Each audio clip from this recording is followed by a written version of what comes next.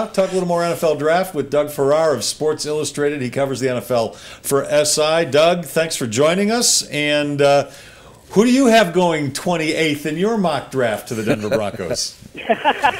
Well, first of all, it's my pleasure. I live in Seattle now, but I grew up in Lakewood, so I'm Lakewood since back in the day. So it's my pleasure.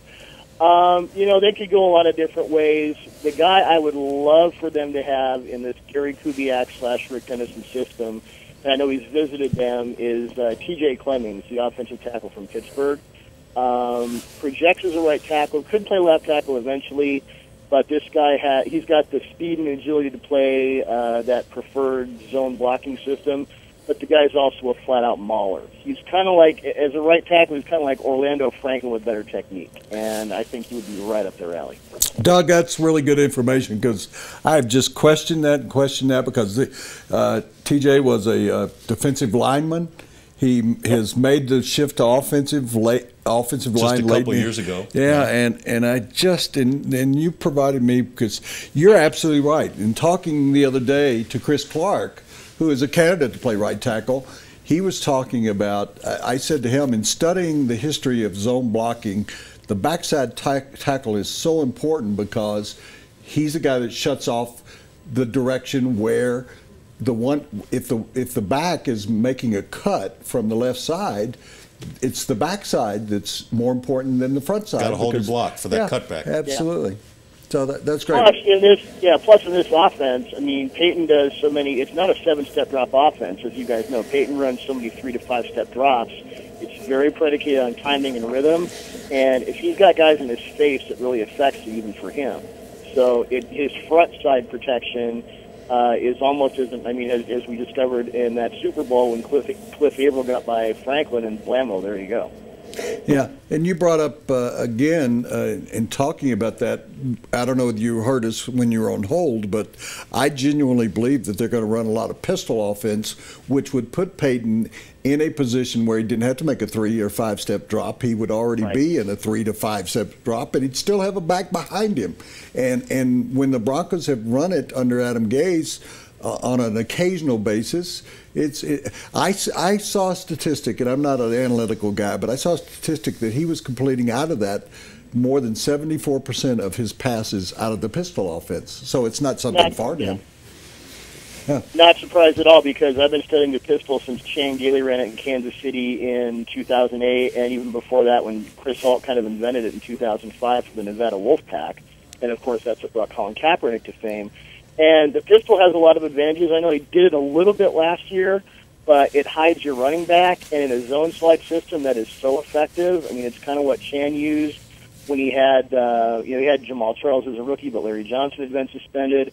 I mean, the pistol turns Tyler Thigpen into kind of a rock star for 4 weeks. So imagine what it can do for 8 minutes. Yeah, well, if the pistol could turn Tyler Thigpen. That's like turning, who was the character in Charlie Brown? Pigpen? You can turn him into an NFL quarterback. He's a nice kid. We don't want to call him Pigpen. Yeah, I know. Absolutely. But he's out there. If anybody wants him, if the Broncos want him, I put him on my list of guys that I thought would be an effective backup. That's what he was. I mean, he wasn't a great starting quarterback, but he was a pretty good backup with the Chiefs for a while. Doug, who's the wild card team here? What team can throw this whole thing into a tizzy, can turn this draft upside down? Who do you see making a wild move? I could see the Browns trading because the Browns at this point have to be thinking, you know what, we have 2 first-round picks, and we're really not good with that. We tend to, it's like giving a 4-year-old a Lamborghini. So maybe they trade their 2 first-round picks up to get Marcus Mariota, and then we all just pity Marcus Mariota. The thing I've heard, and we've all heard this rumor, about trading Phillip Rivers to the Titans in exchange for that number 2 pick to get Marcus Mariota. And I'll tell you, I love that for a couple reasons. You do? I do. Well, here's why. Mike McCoy, as you guys know better than I do, we talk about coaches who turn average to below-average quarterbacks into rock stars. Mike McCoy, of course, he put that single-read sort of pseudo-option offense in for Tim Tebow, and it worked. Again, if he can do it for Tebow, imagine what he can do for Mariota. Mike McCoy has a total understanding of how to merge the option and the pro-style offense. And Phillip Rivers credits Ken Wisenhunt even more than McCoy with his kind of professional rebirth in 2013. So I think it would be advantageous for both quarterbacks. And I think if you're the Chargers, if you know full well you're not going to have Phillip Rivers pass next year, and I don't think they are, you go and you get as much as you possibly can for him. Well, Doug, a couple of things that I need to react to there. Number one, you're probably aware McCoy really hated having to put implement a college offense when Tim Tebow was the quarterback here. It worked for everybody for a little bit, but he hated doing it. Now he's going to get another quarterback who is used to playing in a spread offense and not a pro-style offense. So if I'm McCoy, this is the second part of my thing here. If I'm McCoy, I'm asking for a contract extension if my general manager is going to do that to me. Well, and Mariota is much more developed than Tebow. I mean, he can make his second and third reads. He's far more mobile. He understands more aspects of the pro game, and he played more aspects of the pro game, so to speak, than people might think. Is it a developmental thing? Sure. He's going to take 1 to 2 years before he really gets it, but I think he can get it. It's not. They're not trying to, clean up a pig pen, so to speak. It's different than that. To revisit or a fig pen. I mean, I would be a little bit concerned, but on the other hand, I think, Mariota, if you watch his tape, does he take too many sacks? Yes. Does he fumble too often? Yes. If you look at the touchdown-to-interception ratio, you talk to his coaches, you talk to his teammates, this is the guy who fundamentally gets it. So if we're talking about teams that might go nuts, I mean, could the Jets go up to get Mariota? They love to make big splashes. But I think the Browns and the Chargers, to me, are the two teams that could really mess the first round up if they wanted to. Well, and let's hope, Doug, that happens, because we like messed up drafts, don't we? It makes it more exciting. Let me give one other point about San Diego. If you're Mariota, you would like to go to San Diego because it's a lot easier to get on a plane and be in your home in Hawaii in 3-4 hours as opposed to trying to get there from Tennessee, which will take you 6 days and a team of dogs or something like that to get there. So covered wagon, yeah. I wish Doug was on the show every day because he's got a lot more information than you do, Les. So Doug, would you like to join us and we could eliminate it? You can move back to Lakewood, Doug. No. I'm using it off on the first day, so the second day might be a lot worse. In regard to we've farmed you for as much information as we can get from about the Denver Broncos. So look at the overall draft, and I am stunned, and I said this earlier in the day, that Leonard Williams, who I think, and you'll tell me I'm wrong again, but I think Leonard Williams is the best player in the draft, and he could fall to the Oakland Raiders at number 4. Do you see that happening? I think it's entirely possible. I think, if the Titans stay at number 2, they could take Mariota.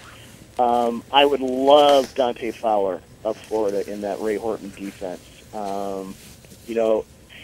My problem with Leonard Williams is, and when I say problem, I'm talking about, okay, is he a top 3 pick?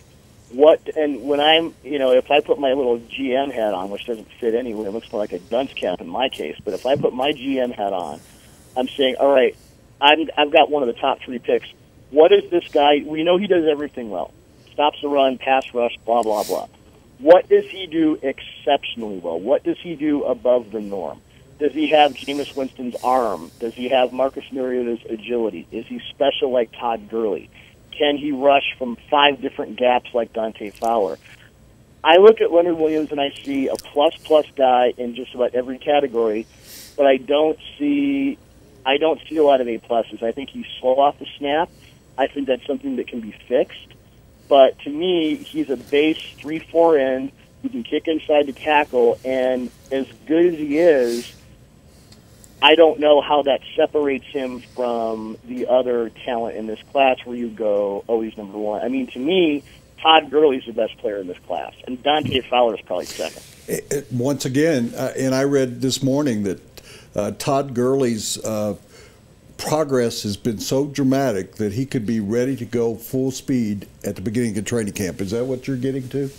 Yeah, and in that case, I think, we can talk about the value of running backs.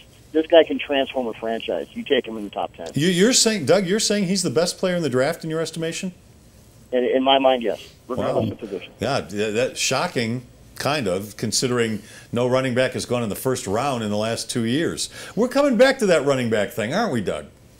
Well, I think we are in this case. Melvin Gordon, I mean, and we know the rap on Wisconsin running backs, but he's been really prolific. I think he's great in his own system. I think he'd be a perfect fit in Denver, by the way. But Gurley is just, I mean, and it's one of those things, when I saw A.J. Green and I had to do a draft report on him, and I was working at Yahoo Sports at the time, I thought to myself, he reminds me of a combination of Calvin Johnson and Randy Moss. And I was really, really careful because I don't like to hyperbolize. But in the same way, Todd Gurley reminds me of a combination of Marshawn Lynch and Adrian Peterson. Wow. I mean, Clemson had the best defense in the nation last year in traditional and sabermetric numbers. And he just lit them up, made them look like a junior high team, and returned to kick off 100 yards. He's a different guy. And, unless he's a kicker or something, no matter what the position is, if the guy's that good, you throw that whole positional bias thing out the window and you go get him. Doug, I have one more question. We bring it back to the Broncos. Speaking of running backs, and now the Broncos, you brought up Gurley and the Broncos because Gary Kubiak did find a running back out of Georgia named Terrell Davis who had been hurt, who turned out to be one of the best. He was pretty good, wasn't he? Pardon me? He was pretty good, wasn't he? Yeah, he turned out well. But speaking of running backs, a value running back to me that I discovered looking at Max Williams, like I'm Christopher Columbus or Magellan. But there's a kid at Minnesota that I watched as a result of watching Max Williams named Cobb that I think that somebody's going to get a real find there in the 5th or 6th round, and that's where Terrell Davis went. Have you paid any attention to Cobb? David Cobb, I've seen him with 3rd to 4th round projections, 5'11", 229. Not a speed guy, but a lot of power, and, I could see that happening.